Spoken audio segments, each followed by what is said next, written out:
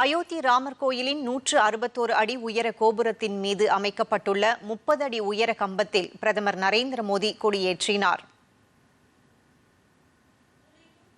உத்தரப்பிரதேச மாநிலம் அயோத்தியில் பிரம்மாண்டமாக கட்டப்பட்டுள்ள ராமர் கோயிலின் கட்டுமானம் நிறைவடைந்ததை அடுத்து அதன் 161 அடி உயரமுள்ள பிரதான கோபுரத்தின் உச்சியில் கொடியேற்றும் நிகழ்ச்சி நடைபெற்றது. இந்நிகழ்ச்சியில் பங்கேற்பதற்காக தில்லியில் இருந்து விமானம் மூலம் அயோத்திக்கு வருகை தந்த பிரதமர் நரேந்திர மோடியை உத்தரப்பிரதேச ஆளுநர் ஆனந்திபென் பட்டேல், முதலமைச்சர் யோகி ஆதித்யநாத் ஆகியோர் வரவேற்றனர். தொடர்ந்து காரில் சாலை வலம் மேற்கொண்ட பிரதமர் சாலையின் இரு புறங்களிலும் குவிந்திருந்த பக்தர்களுக்கு உற்சாகத்துடன் வணக்கம் செலுத்தினார். மக்கள் அவருக்கு மலர்களை தூவி வரவேற்பளித்தனர். பின்னர் சேஷாவதார கோயில், அன்னபூரணி தேவி கோயில், சப்த மந்திர் உள்ளிட்ட பல கோயில்களில் சுவாமி தரிசனம் மேற்கொண்டார்.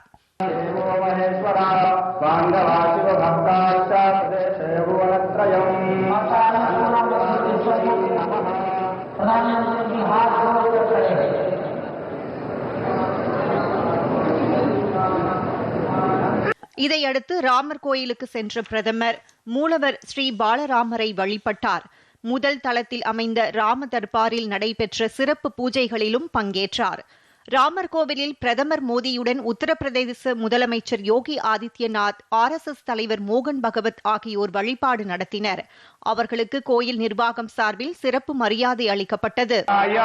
பகவதே ஸ்ரீராமச்சந்திராய நமஹ சரணகமலே சுமந்திர புஷ்பாஞ்சலிம் சமர்ப்பயாமி நமஸ்கரோமி.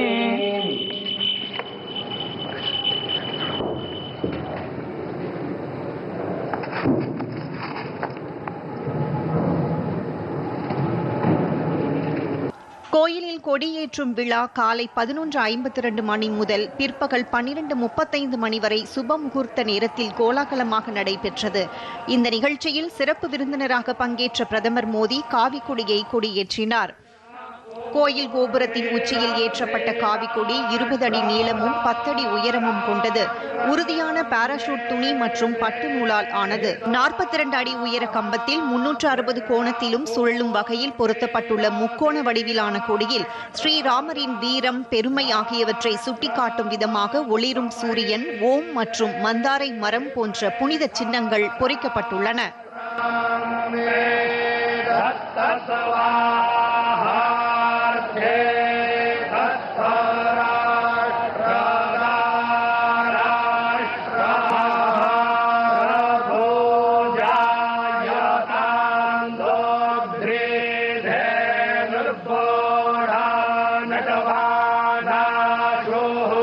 சப்தே